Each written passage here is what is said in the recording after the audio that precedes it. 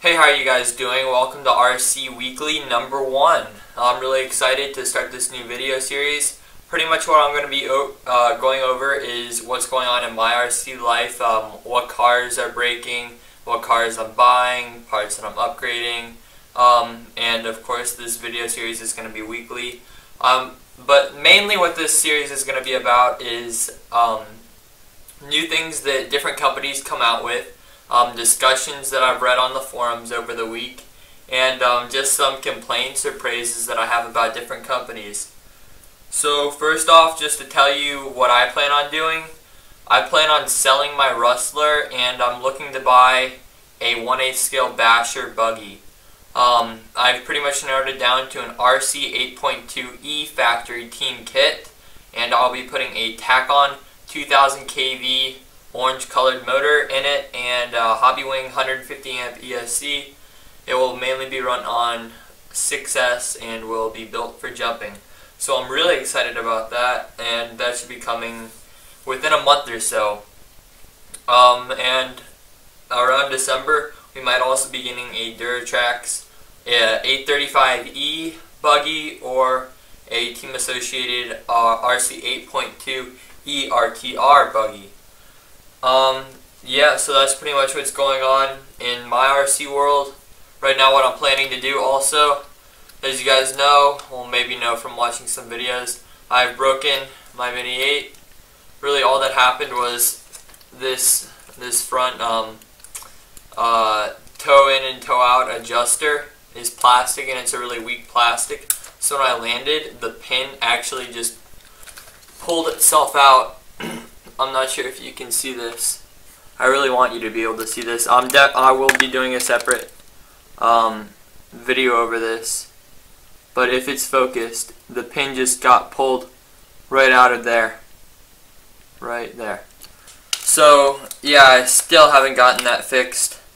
Just don't really have the money right now. And I have different priorities. Then, for the Traxxas 1/16th, I ran it in water and fried the 30 amp Hobbywing ESC, most likely. I'm not entirely sure, and I'll show you what's really going on with that car whenever I drive it, just so that you can see, the results of what happens when you run a not waterproof car in water, and just show you guys like the great tragedy of that car. It's too bad. Yeah, but all my other cars, they're working, and the MT4 brace from A to Z Rock Crawlers, that's keeping the front diff ears connected to the diff case, and it's just really worked out great. So some RC news, some weekly updates from companies. We'll start with Axial. Axial released an AX10 Deadbolt RTR crawler. They also released the SCX10 Jeep Wrangler 66. So the AX10 is pretty much just the older AX10 with a new body and a couple different performance differences, but the same car, just new body. They also have the body in green, so it doesn't look so much like an SUV, but now more of a crawler. If you guys are wondering what that car is, it's in between the SCX10 and the Wraith in terms of speed and performance on the trail and on loose dirt. But the thing that it can do that those other two cars can't do is crawl over mild rocks. Alright, moving on, DHK came out with a new truck. It's the 1/10 scale 4-wheel drive short course truck, and it's called the DHK Hunter. I just wanted to let you guys know that it's not really a known brand, so if you want to comment down below of what you think about that truck. I just kind of want to stay away from companies like that. But it does look like it's a pretty solid truck, and it's got a lot of aluminum. Kyosho, I guess, re-released the Scorpion XXL 1/7 scale buggies in electric and gas. I'm pretty sure that they've already had those cars out, but it's just one of the, apparently it's a new release for them. Maybe they did a couple minor differences. Team C came out with a brushless truggy called the T8TE. It's really geared toward racing, not so much bashing, so I'm not all too interested in it. Then we have the X-Ray XB4 two-wheel drive buggy. They just came out with that. It's a new kit. I guess just kind of to compete with the new Team Associated two-wheel drive buggy that they came out with, the .2 version, and also Losi TLR Racing. They're coming out with the new 22 version 2 buggies and trucks and stuff like that. Then Team Durango put out their DEX 408 V2 kit. So just another version 2. Companies seem to be putting out second generation kits and racing stuff right now. Team Losi Racing came out with the 8E 3.0. So that's been out for a little while, but I just wanted to update you guys on that. They're now on the third version for their electric 1/8 scale buggies. And then J Concepts, they came out with a Slash 4x4 carbon fiber shock tower, and it looks really good. It's got a lot of nice blue anodized aluminum parts, basically geared towards racing, of course, especially with the scalpel body that they have and the G-Lock tires. They're really big into racing the Slash 4x4 with the low center of gravity chassis on road. So it would also be great for off-road racing, but I'm guessing that that's just adding to their line of 4x4 Slash 4x4 on-road hop-ups and stuff. J Concepts came out with a new compound for their tires. It's the black compound. It's supposed to be the softest compound ever. I'd actually really like to feel that tire, as weird as that may sound. Yeah, so for all you racers out there that do the indoor racing, that might be something that you want to take a look at. J Concepts also came out with the B44.2 X Flow body, so just for that new buggy that they came out with, they're just adding new bodies for it. J Concepts also came out with the RC10 re-release classic body, so just a little bit different styling than the Team Associated body. If you want to have the classic but put your own twist to it. Extreme Racing made RC10 carbon fiber parts. MIP came out with, and this is really exciting, Losi SCTE buggy conversion. It's the Pro 8 buggy conversion, and what it does is it takes your Losi SCTE and converts it into a 1/8 scale buggy by putting on a rear wing and just swapping out some of the parts. I'm really interested to see how that would compete against a full Losi 8 buggy or something along those lines, an RC 8.2. I know that they don't really share too many parts, so we'll see about that. The only bad thing about that MIP is that it comes with a really light blue plastic. It looks a little bit different. Into G came out with a 4-wheel steering kit for the Wraith. It's Into G. If you like their stuff, it's probably going to be really great for you, but it's hit and miss. I think it's just really nice that they came out with something that everybody can really buy, and it's going to be good for anybody that wants to put on a 4-wheel drive steering kit so that nobody has to do any custom stuff. And then for Pro Line, they came out with a Phantom body and pre-cut wings for bodies and for buggies. Pro Line Pro Spec shocks for racing. Now they don't just have their I can't remember the name of their shocks, the Power Strokes.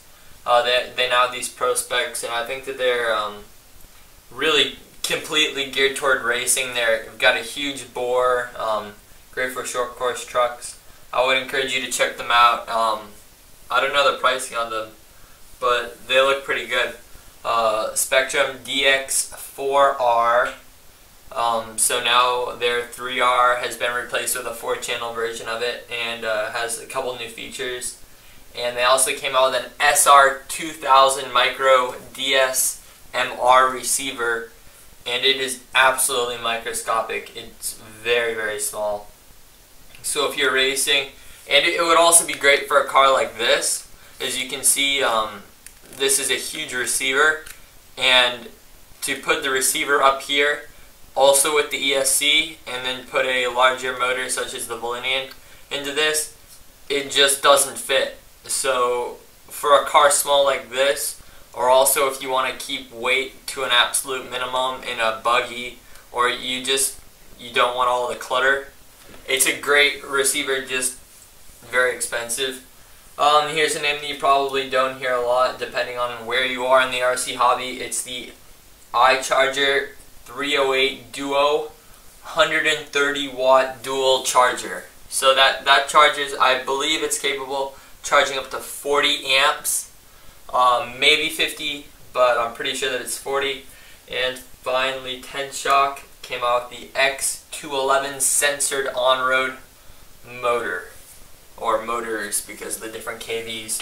So I guess now that they have the 411, which is for off-road, now they have the 211 for on-road. Okay, so now just a couple of my rants or questions for the RC. What's the difference between the RC 8.2E RTR and the Duratrax 835 year? Not so much the difference, but is it really worth the extra $100 for the Team Associated? That's one of the reasons why we're going to be getting a Team Associated and possibly a Duratrax later on this year, is because for $399, the Duratrax, you really can't go wrong. I know that the shock shafts have been a problem, but for $40 you can buy some off-net LX2E shocks that are really great. Another downside to the Duratrax is that, well, one, it's the name Duratrax. I mean, Duratrax is not a well-known name like Traxxas Team Associated Losi. So that already is a turn-off. You have absolutely no accessories for the car, and also here's the thing that just really kills the car, but does keep the price as low as it is. It doesn't come with 70-75 aluminum. I believe it's 60-69 aluminum. So that pretty much all that means is that it's gonna be able to bend a lot easier. Duratrax does make a full line of optional parts that are 70-75 aluminum, and they typically range from about $30 to $40 depending on the part. Shock towers are $33. So when you factor that in, you really are looking at comparable buggies at the $500 entry level price point. Now you have to think about electronics. What's up with the electronics? Well, Duratrax has the Onyx, which is pretty much rebranded Hobbywing 80 amp ESC, and it comes with a 2200 kV brushless motor. It's geared down from the factory, so you can gear it up all the way up to a 16 tooth and run it safely off-road. And you can probably get an 18 or 19 tooth pinion in there and run it on-road and hit hit